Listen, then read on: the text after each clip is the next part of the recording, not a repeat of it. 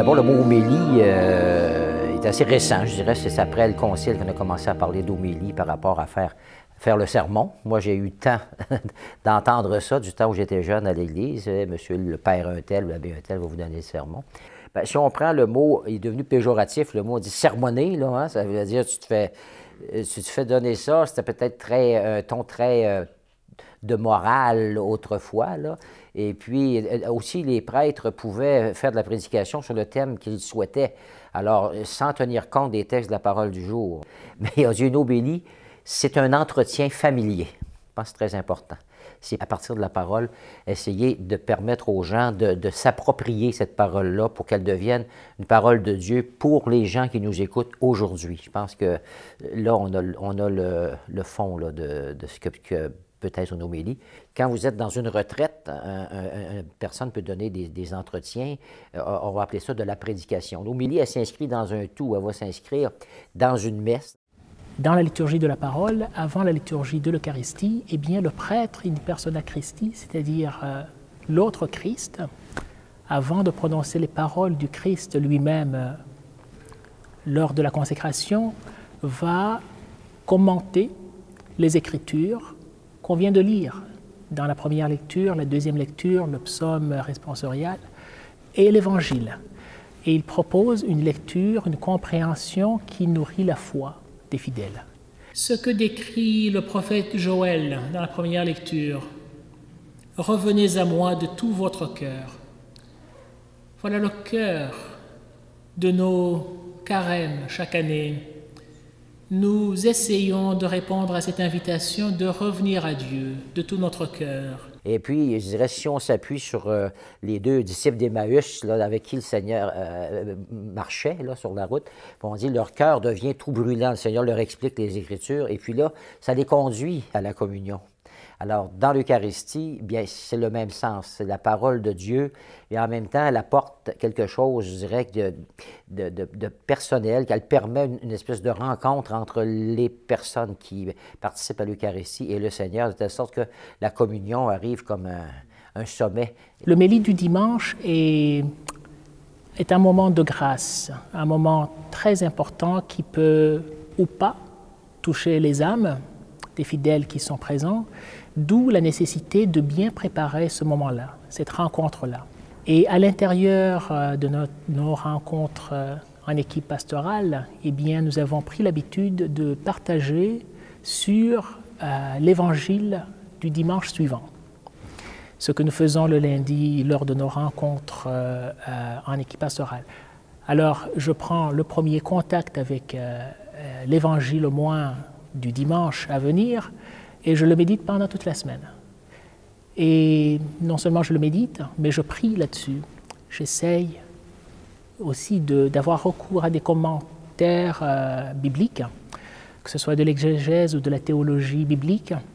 Et j'en parle aussi en communauté. Comme dominicains, nous vivons en commun, en communauté, avec des frères, des confrères, qui aussi prêchent le dimanche. Alors je leur en parle.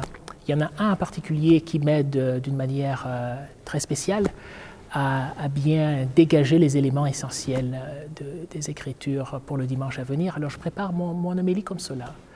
Et j'en vis, j'essaye d'en vivre toute la semaine et de prier beaucoup. Normalement, développer une idée et ne pas refaire toute l'histoire du salut à chaque fois. Des fois, c'est tentant de vouloir situer les gens, de dire, bon, bien là, vous vous souviendrez que, bon, alors, normalement, une idée qu'on va présenter de telle sorte que les gens puissent repartir avec un petit quelque chose qui va les aider dans leur foi, puis surtout qui va les aider à faire atterrir les textes de la parole de Dieu. Bien, pour moi, c'est central, puisqu'en fait, le prêtre est censé interpréter la parole de Dieu. Alors, par conséquent, cette interprétation est censée nous guider, nous inspirer, puis finalement nous amener à avoir un comportement plus digne de celui plus digne en tant que chrétien. D'abord la parole de Dieu au départ, et puis l'extension qu'il peut y avoir, et qui nous renvoie à nos propres questions, préoccupations, tout ce qui nous touche, en fait, c'est très subjectif après. Au départ, c'est général. Et puis ensuite, c'est ce que chacun en fait. Enfin, ce que moi, je vais en faire. J'ai été ordonné au mois de juin dernier. Alors, ma première homélie a été une homélie, vous pouvez vous en douter, un petit peu nerveuse. Eh bien, tout cela s'est bien passé. Il y a eu une grande joie de découvrir que, en m'entendant prêcher, je m'entendais parfaitement rayonner cette parole de Dieu qui était très fraîche en moi et qui se donnait, qui se prononçait à l'intérieur de ma première messe, alors que j'avais encore, je l'ai toujours, je l'espère, le zèle des débuts, ce zèle lié à la grâce d'État qu'on vient d'avoir lorsqu'on est un jeune prêtre ordonné. Les gens sont plus habitués beaucoup à l'écoute aujourd'hui. Et puis, les humoristes règnent en maître. Alors ça, quand on peut mettre de l'humour, ça facilite les choses. Mais pas nécessairement. On dirait que les gens ont une espèce de flair aussi. Je me souviens, il y a quelques années, j'accompagnais des stagiaires, là, justement, des séminaristes stagiaires. Alors, on avait demandé aux gens qu'est-ce qu'ils pensaient de leur prédication. Puis j'ai entendu des fois des gens dire d'un tel, par exemple, « Ah, c'est pas l'orateur le meilleur, mais quand il parle, on a l'impression, on sait que c'est vrai pour lui. » Alors, des fois, ça va avoir un effet aussi bénéfique parce que les gens disent, quand il dit ça, lui, il y croit. Ça paraît.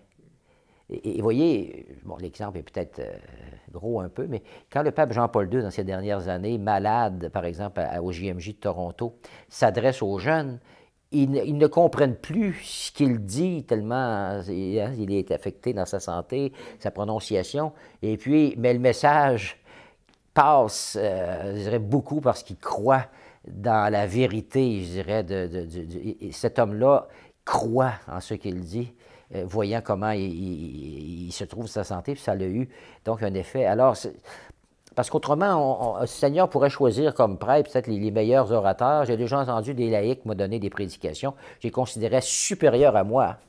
Sauf que je crois quand même à la puissance, je dirais, à la grâce d'État du sacrement de l'ordre, qui fait que si je fais, à condition que je sois honnête, que je me prépare, que je ne prenne pas à la légère, que je ne dise pas n'importe quoi, peu importe la manière, il y en a qui sont plus habiles que d'autres là, dans le discours, mais pour les fruits, c'est le Seigneur qui s'en occupe.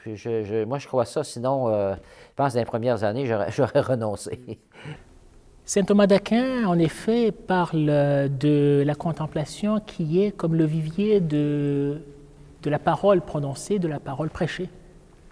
Il utilise une phrase latine que je ne résiste pas à sortir, contemplari et contemplata aliis tradere.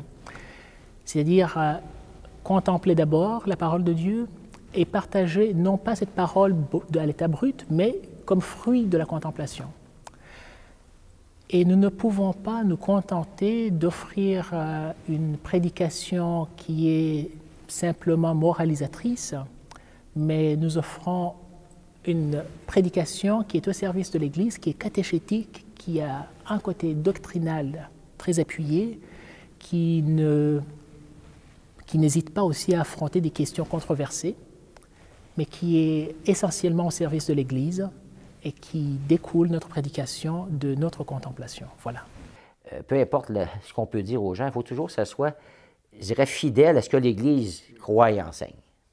Ça, c'est fondamental. Fidèle à ce que l'Église croit et enseigne. Alors, je ne peux pas m'enseigner moi-même et passer mes idées personnelles, mes opinions. Non. Moi, je considère que moi, c'est ce que l'Église attend de moi quand je fais homélie. Ce n'est pas le lieu dans l'homélie pour donner mon opinion personnelle. Si j'avais à parler à des séminaristes, je dirais, ça prend une bonne vie spirituelle de la part de la personne qui fait l'homélie. Vous direz peut-être, ça va de soi, c'est vrai, mais c'est ça qui va passer. Là. Vous savez, le Christ, il est toujours vivant pour moi dans ma vie. Là. La personne qui ferait ça de façon desséchée, je dirais, le Seigneur, des fois, a réussi à passer à travers tout ça, mais il faut se dire que le discours passionné, ils mettent du cœur. C'est les deux, hein, parce qu'une homélie trop pauvre, les gens s'en plaignent. Tu sais, on dit le sensus fidei, là, le sens de la foi chez les gens, ils vont sentir un moment donné qu'il n'y a pas de contenu. Ou on dit des choses qui ne nous atteignent pas. Hein? On peut bien dire le Christ est ressuscité, je dirais c'est fondamental, c'est le kérigme, comme on dit, mais il y a une manière de le dire qui va faire que soit que ça n'atteint pas les personnes, ou encore trouver une manière de dire, mais qu'est-ce que ça veut dire pour moi, le Christ vivant? Aujourd'hui, il me semble que j'ai l'impression, moi personnellement, avec l'expérience, d'avoir plus de facilité devant ça. J'ai plus de plaisir aussi. Avant, il y était un temps où c'était toujours un peu lourd de faire homélie pour moi, là, étant donné, ça me rendait extrêmement angoissé, nerveux. J'avais quand même des bons retours, là, mais aujourd'hui, je me sens comme libéré. Comme si je ne cherche pas à me prouver quelque chose à moi-même ou à prouver quoi que ce soit aux autres. Je dis ce que je pense que le Seigneur m'a inspiré de dire. Hein. Et puis, après ça, il faut laisser aller. Je n'attends pas de réaction. Je n'étais pas déçu. Hein, personne n'est venu me...